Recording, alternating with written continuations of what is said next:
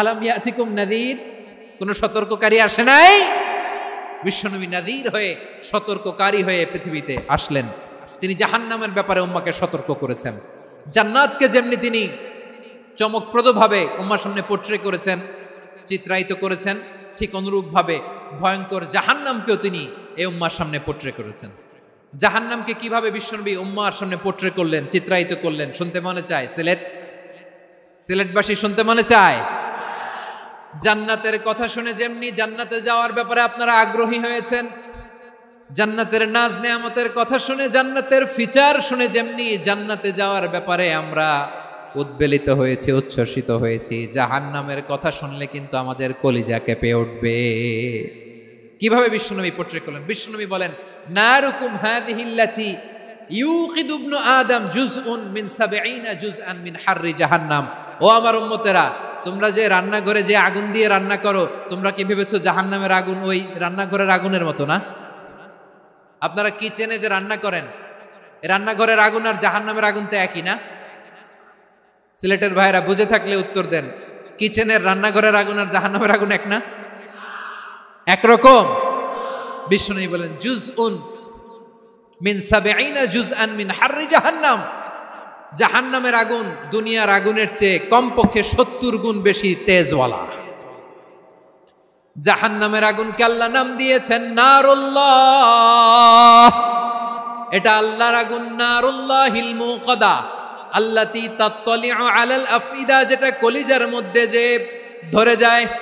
দুনিয়ার আগুন হাতে লাগলে হাত জ্বলে, পায়ে লাগলে পা জ্বলে। জাহান্নামের আগুন দেহের যেই জায়গায় লাগুক না কেন, সাথে সাথে কলিজাটা জ্বলে ছাই হয়ে যাবে। নারুল্লাহিল মুকাদা আল্লাতী তাত্তালিউ আলাল আফইদা।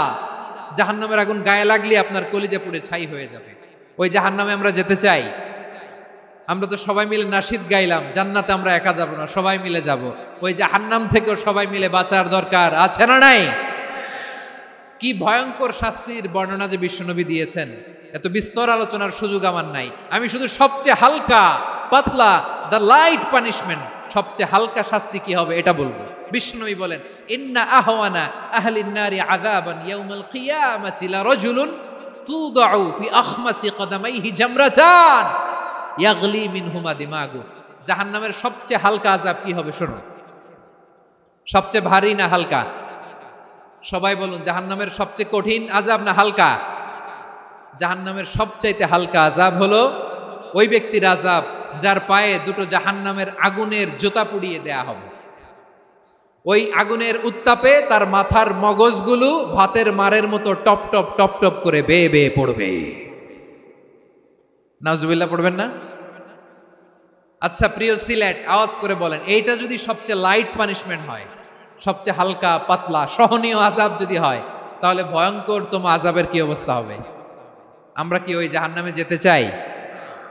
জাহান্নামের অবস্থা এত ভয়ঙ্কর হবে, জাহান্নামের ভেতরে লক্ষ লক্ষ কোটি কোটি কাফির মুশরিককে দেওয়ার পরেও জাহান্নাম বলবে হাল মিন মাজিদ, আরো আছে নাকি, আরো দাও।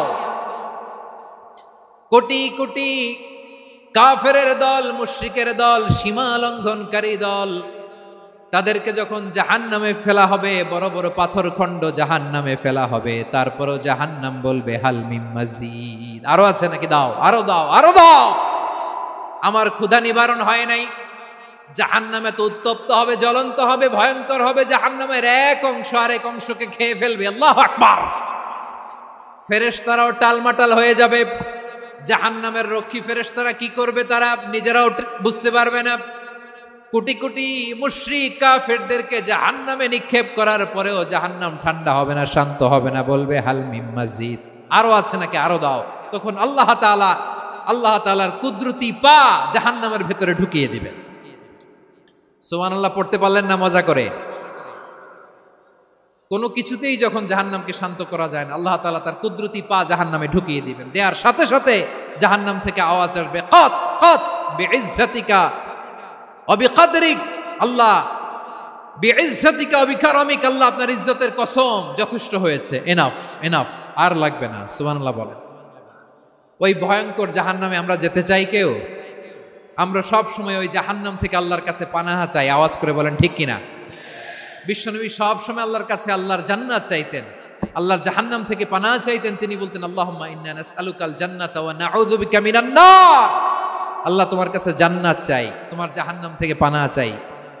আবার আমরা যখন দোয়া পড়ি আমরা পড়ি রব্বানা আতিনা ফিদ দুনিয়া হাসানাতাও ওয়া ফিল আখিরাতি হাসানাতাও ওয়া কিনা আযাবান নার।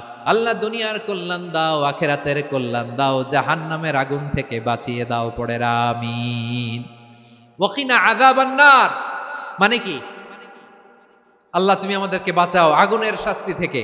এটা বিশ্বনবীর সবচাইতে প্রিয় দোয়া ছিল। নবী যখন তাওয়াফ করতেন প্রতিটা তাওয়াফে তিনি এই দোয়াটা পড়তেন। রুকনে ইয়ামানি থেকে হাজরা আসওয়াদে যখন তিনি যেতেন এই দোয়াটা পড়তেন, রব্বানা আতিনা ফিদ দুনিয়া হাসানা ওয়া ফিল আখিরাতি হাসানা ওয়া কিনা আযাবান নার। আল্লাহ দুনিয়ার কল্যাণ দাও, আখিরাতের কল্যাণ দাও। আল্লাহ জাহান্নামের আগুনের শাস্তি থেকে তুমি আমাদেরকে বাঁচাও। আওয়াজ করে সবাই পড়ুন আমিন। তাহলে বিশ্বনবী ওই জাহান্নামের ব্যাপারে আমাদেরকে সতর্ক করেছেন। এজন্য আল্লাহ তাআলা বিশ্বনবীর নাম দিয়েছেন নাযীর, সতর্ককারী, ওয়ার্নার। আল্লাহ বলেছেন নবী আপনারে আমি শাহিদ মানে সাক্ষ্যদাতা বানালাম, মুবাশশিরান আপনারে আমি সুসংবাদ দাতা বানালাম, নাযীরা আপনারে আমি সতর্ককারী বানালাম। 4 নম্বরে ওয়া দাঈয়ান ইলাল্লাহি বিইذনিহি আপনারে আমি দাঈ ইলাল্লাহ বানালাম। সুবহানাল্লাহ পড়েন। আপনাদের মনোযোগ আছে না গেছে? মাশাআল্লাহ মনোযোগ আছে তো। আমি তো ভাবছি বোরিং হয়ে গেছে। স্লোগান দিতে মন চাচ্ছে। ওকে, স্লোগান ইজ অন।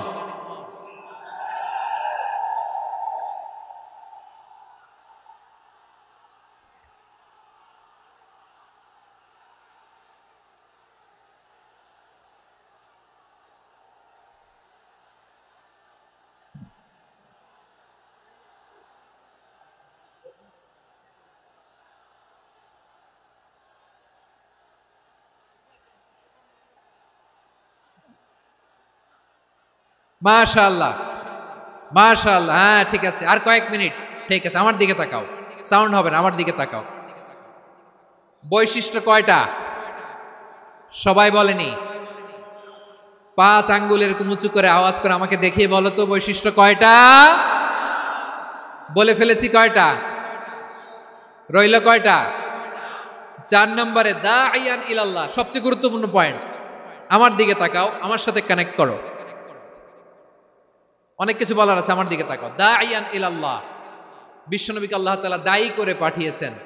বিশ্বনবী কি মানব মণ্ডলীকে নিজের দিকে ডাকে? দুনিয়ার দিকে ডাকে? কার দিকে ডাকে? দাঈয়ান ইলাল্লাহ বিইذনি, আল্লাহর আদেশে আমি আপনাকে দায়ী করে পাঠিয়েছি। বিশ্বনবী মানব মণ্ডলীকে আল্লাহ তাআলার দিকে ডাকতেন।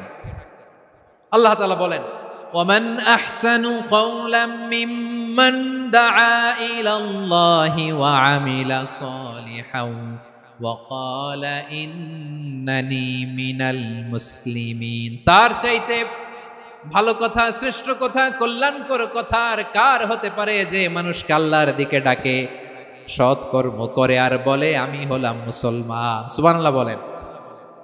এবং এই যে দাওয়াতি কাজ বিশ্বনবী করবেন, এটার একটা মেথডোলজি আছে। বিশ্বনবী কিভাবে দাওয়াতি কাজ করবেন উম্মার মাঝে, এটাও আল্লাহ তাআলা দাওয়া মেথডোলজি তিনি শিখিয়ে দিলেন। তিনি বললেন উদউ ইলা সাবিলি রাব্বিকা বিল হিকমাতি ওয়াল মাউইযাতিল হাসানাতি ওয়াজাদিলহুম বিল্লাতী হিয়া আহসান। নবী হে, আপনি মানুষকে আপনার রবের দিকে ডাকুন প্রজ্ঞার সাথে, বিচক্ষণতার সাথে, সুন্দর কথামালা দিয়ে, উপদেশ দিয়ে। আর যদি আল্লাহর দ্বীন প্রচার করতে যে কারো সাথে তর্ক করতে হয়, সর্বোত্তম পন্থায় সেই তর্ক করেন। পড়েন সুবহানাল্লাহ। গ্রাজুয়ালি দাওয়াত দিতে হবে, একবারে সব না।